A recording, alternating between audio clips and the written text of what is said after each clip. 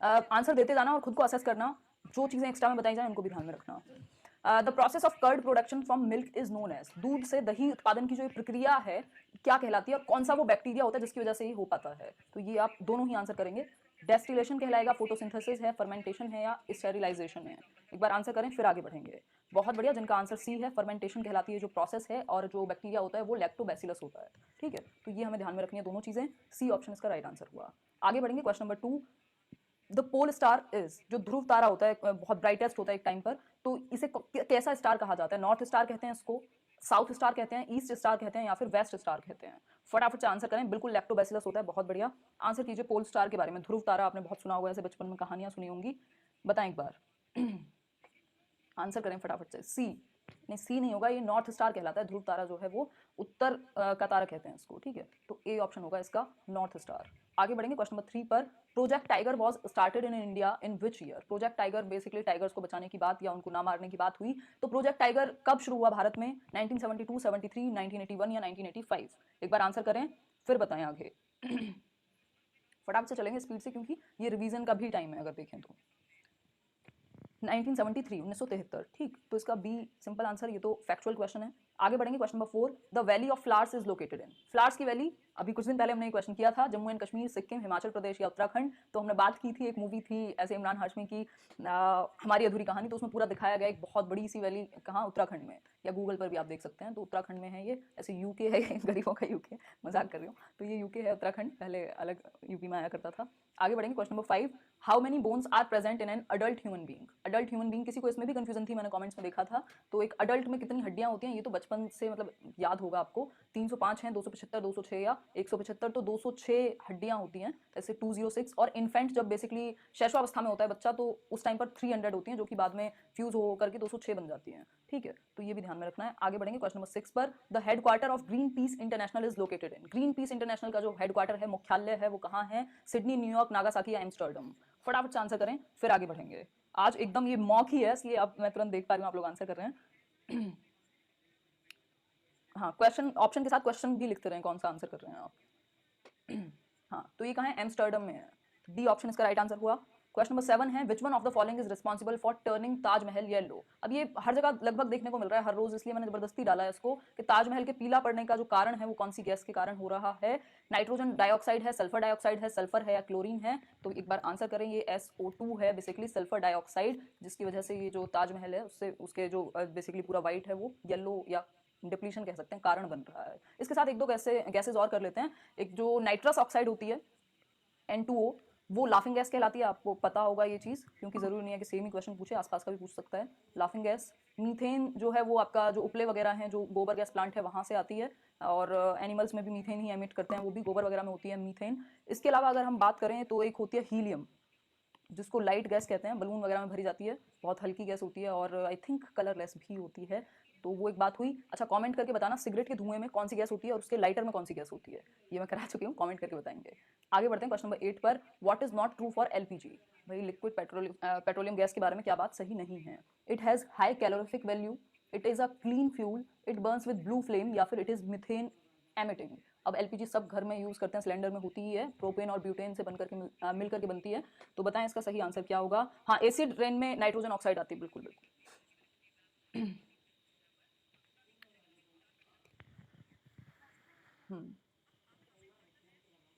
Hello hi बाद में कर लेना, आप आंसर करो।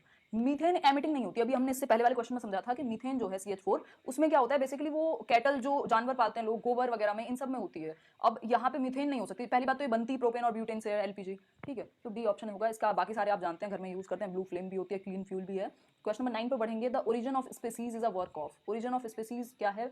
एक बुक है बहुत फेमस, एरिस्टोटल ने लिखी है, चार्ल्स डार्विन, मेंडल या फिर रॉबर्ट हुक? बताएं एक बार फिर आगे बढ़ेंगे। बहुत बढ़िया, ब्यूटेन और सिगरेट में कार्बन मोनोऑक्साइड, जो कि कलरलेस गैस होती है, बिल्कुल। आंसर करें क्या होगा? चार्ल्स डार्विन होगा इसका answer, simple answer Charles Darwin. ये बिल्कुल कोर ईवीएस वाले क्वेश्चन है, एनसीईआरटी आपको कराया हुआ है, आपने रिवाइज भी किया होगा, पेडागोजी भी हमने बहुत सारे क्वेश्चंस किए हुए हैं। ये एक्स्ट्रा में है क्योंकि कुछ नहीं पता आजकल ऐसे क्वेश्चंस भी दे देता है, यूपीटेट वगैरह में तो कॉमन ही है। खैर, तो ओरिजिन ऑफ स्पीसीज की बात चार्ल्स डार्विन ने कही थी, मतलब बुक जो है पूरी लिखी है उन्होंने, और बहुत सारा काम भी किया है ह्यूमन स्पीसीज पर। The tropic of Capricorn is, tropic of Cancer और ट्रॉपिक ऑफ कैप्रिकॉन, मकर और दूसरी कर्क रेखा, तो ये कितने डिग्री पर है?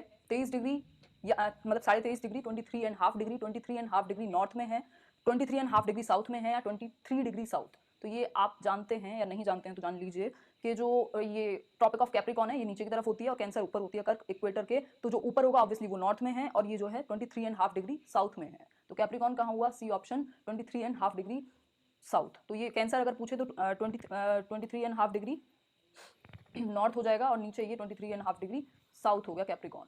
ठीक है, सिंपल बात, बीच में इक्वेटर है ही। आगे बढ़ेंगे क्वेश्चन नंबर 11 पर। Where is Pushkar fair held? जो पुष्कर मेला है जिसको कार्तिक मेले के नाम से भी जाना जाता है, तो ये कहाँ होता है, कौन सी जगह में, कौन सी स्टेट, कौन सी डिस्ट्रिक्ट? क्या जयपुर के अंदर, उदयपुर में, जोधपुर में या फिर अजमेर के अंदर? बताएं एक बार, फिर आगे बढ़ेंगे। बहुत बढ़िया, बफरिंग तो नहीं होनी चाहिए, यहाँ से एकदम क्लीन चल रहा है, एकदम बढ़िया। आंसर करें फिर आगे बढ़ेंगे। अजमेर, बिल्कुल अजमेर डिस्ट्रिक्ट में होता है ये पुष्कर मेला। ऐसे पुष्कर एक सीरियल आता था बड़ा फेमस पहले स्टार प्लस पे जिन लोगों को याद हो, तो मुझे ज़माने हो गए बट पहले थोड़ा सा टीवी का ज्ञान रहता था। तो पुष्कर एक जगह थी, इसमें कोई पता नहीं कुछ तो सूरज चांद करके कोई तो सीरियल था, कमेंट करके बताना आप लोग को पता होगा। तो उसमें पुष्कर का बड़ा जिक्र करते थे। तो पुष्कर मेला और किसके लिए फेमस है? कैमल, ऊँट के लिए फेमस है। ठीक है, इसको कार्तिक मेला भी कहते हैं, नवंबर के आसपास लगता है। आगे बढ़ेंगे, राजस्थान डिस्ट्रिक्ट में है, सॉरी राजस्थान स्टेट में है अजमेर डिस्ट्रिक्ट, और वहाँ है जो सिटी है पुष्कर। आगे बढ़ेंगे question number 12। Which of the following ultraviolet rays more dangerous? ज़्यादा डेंजरस कौन सी है इन दो ऑप्शंस में से? जो यूवी रेज होती हैं आपकी, सूर्य से आने वाली पराबैंगनी किरणें, UV A, UV B, both A and B या none of the above? Answer करें फिर बढ़ेंगे। दिया और बाती हम, बहुत बढ़िया। वो उसका फिर रीमेक भी इन्होंने कुछ बनाया था ऐसे, मतलब स्टार प्लस के सीरियल जीवन में खत्म थोड़े ना होते हैं, आप खत्म हो जाएंगे मगर सीरियल खत्म नहीं होगा। अभी ऐसे कसौटी की जिंदगी की भी दोबारा चला दिया।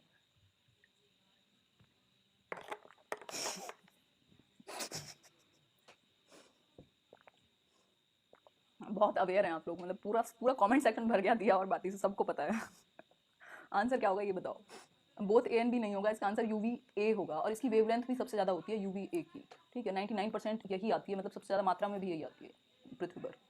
आगे बढ़ेंगे। अच्छा, एक और चीज़ बता दो फिर इसी के साथ, जो आपकी ओजोन लेयर है जो यूवी रेज को रोकती है, वो कहाँ होती है? ओजोन लेयर किस एक लेयर में होती है? अलग अलग लेयर है ना, ट्रोपोस्फियर, स्ट्रेटोस्फियर, आइनोस्फियर, मीजोस्फियर, इस तरह से। तो कौन सी लेयर में पाई जाती है? Ozone layer. और किसकी वजह से डिप्लीशन या खत्म होती जा रही है ओजोन लेयर? तो ओजोन लेयर बेसिकली आपको यूवी रेज से बचाने का काम करती है, और सीएफसी जो गैस है, क्लोरोफ्लोरोकार्बन, इसकी वजह से ये खत्म या लेयर में छेद भी हो गया है। और इसकी बात अगर बात करें ये कौन सी लेयर में होती है, तो ये स्ट्रेटोस्फियर में पाई जाती है। ठीक है, और जो प्लेन है वो कहाँ उड़ाए जाते हैं? तो आगे समझेंगे, इतने आप लोग ज़्यादा हो जाएगी एक साथ जानकारी। Question number 13। Which of the following is not an abiotic component of biosphere? Biosphere का एक तो बायोटिक होते हैं जो जैविक चीजें, एक होती हैं अजैविक। ठीक है, जो ये कहें कि एक्टिवली जाननी होगी, जिनमें फंगी है, प्रोटीन है, सॉइल है या फॉस्फोरस है? आंसर करें फिर आगे बढ़ेंगे। बहुत बढ़िया, जिन्होंने भी स्ट्रेटोस्फीयर आंसर दिया है समताप मंडल, बिल्कुल बिल्कुल। आंसर करें, क्या इसका आंसर होगा? खम्मागणी भाई साहब, बहुत बढ़िया फील्ड में आ जाते हो। फंगी होगा जो ये एबायोटिक कंपोनेंट है, बाकी सब बायोटिक में आएंगे। आगे बढ़ेंगे क्वेश्चन नंबर 14 पर। गिर lion project is situated in? जो गिर शेर परियोजना है ये कहाँ पर है? गिर कहें इसे, महाराष्ट्र में है, उत्तर प्रदेश, गुजरात या मध्य प्रदेश? फटाफट से आंसर करें फिर आगे बढ़ेंगे। हाँ, बहुत बढ़िया दीपिका, जिन्होंने एयरप्लेन को आज दूसरे तरीके से समझेंगे एक चार्ट के थ्रू, इसलिए मैंने उसको रोक लिया है, तब आपको अच्छे से समझ आ जाएगा जिनको कन्फ्यूजन है। अच्छा थोड़ा स्लो, ठीक है जी, थोड़ा स्लो चल लेंगे। ये एक एक वन वर्ड आंसर है, सबसे मतलब आसान है ये ईवीएस। अगर मैं बात करूँ सीडीपी के मुकाबले, सीडीपी में इतने बड़े बड़े ऑप्शन, फिर ऊपर से उनके साथ भी इतनी सारी चीज़ें समझाने को होती हैं, 4 ऑप्शन पढ़ने में 4 मिनट लग जाए इंसान को। बताएं एक बार, क्या है? गुजरात है ये। ठीक है, अगर कुछ दिन तो गुजारो गुजरात में, गिर लायन प्रोजेक्ट है। आगे बढ़ेंगे क्वेश्चन नंबर 15 पर। WWF stands for? WWF की फुल फॉर्म क्या होगी? World war fund, world wild life fund, या फिर वर्ल्ड वॉर फंड, या फिर वर्ल्ड वॉच फंड? बताएं एक बार फिर आगे बढ़ेंगे।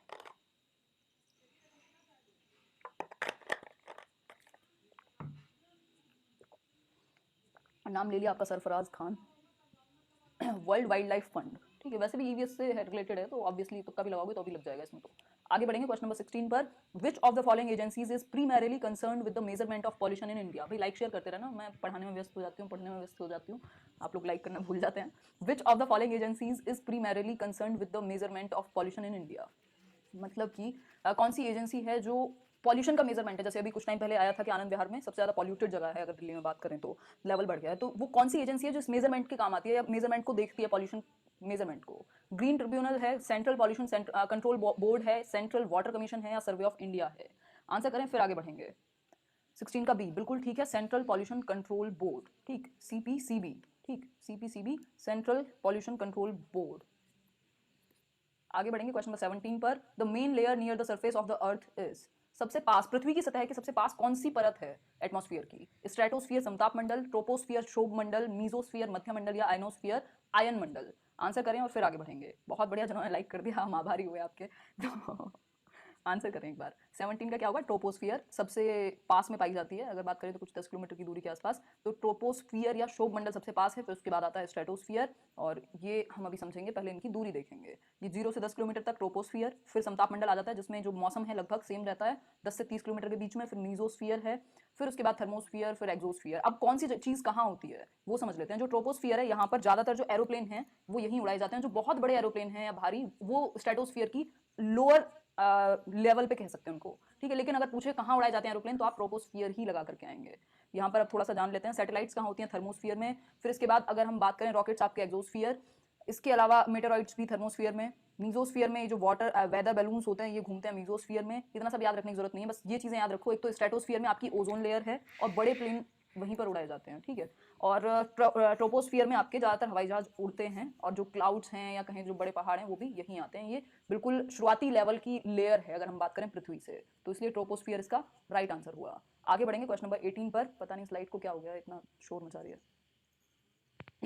The main source of energy in an ecosystem is, मुख्य,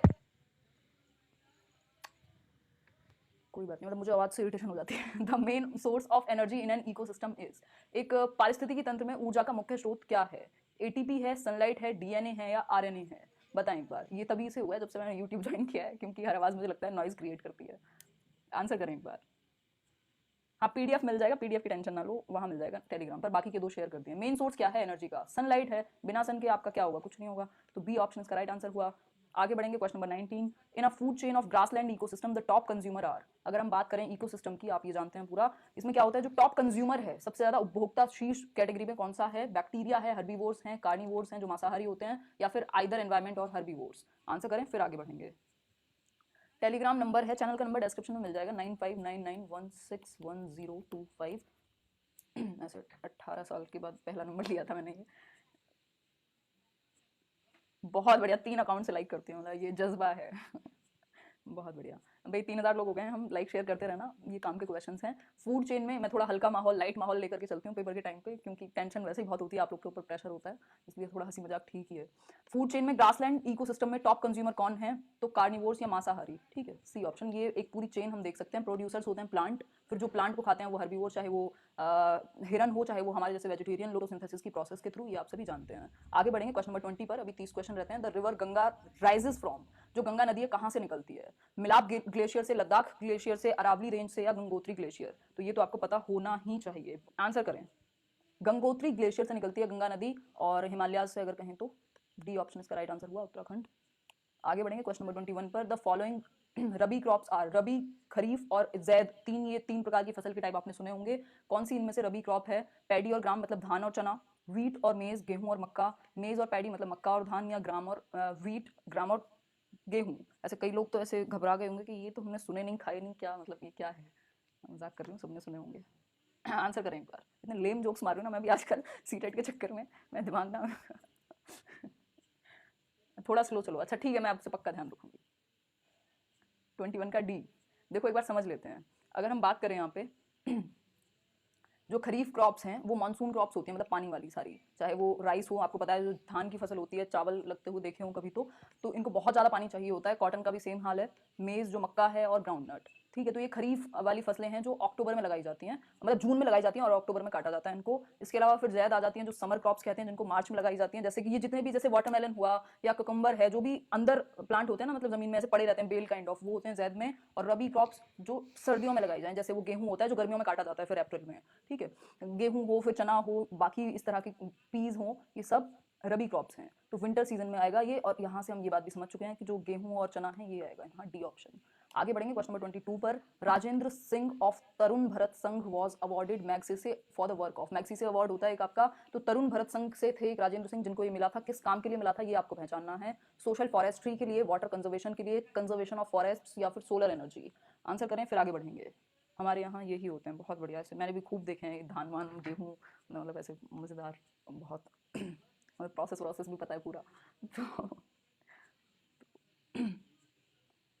आंसर करें एक बार। थैंक यू हर्षिता, हम सभी अच्छे ही होते हैं, सब पैकेजेस में आते हैं ह्यूमन बींग्स, कुछ अच्छा होता है कुछ बुरा। क्या होगा इसका आंसर? बहुत ज्ञान हो गया, आंसर कर दो। वाटर कंजर्वेशन, बिल्कुल। देखो ईवीएस में ना इस तरह की चीज़ों पे बहुत ज़्यादा ध्यान दिया जाता है। वाटर कंजर्वेशन मतलब जल संरक्षण से जुड़ा हुआ था ये तरुण भरत संघ, और उससे थे राजेंद्र सिंह, जिसको मैक्सेसे अवार्ड मिला। अब आ जाते हैं क्वेश्चन नंबर 23 पर। एस्चुअरी इज कैरेक्टराइज्ड बाय, क्या चीज़ें होती हैं वो जो पूरा एक बना हुआ होता है? Fresh water and marine water, rich biodiversity, high productivity, या ऑल ऑफ द अबव। अब वहाँ पे पानी भी है, वहाँ पे सारा मतलब प्लांट्स भी डाल दिए जाते हैं,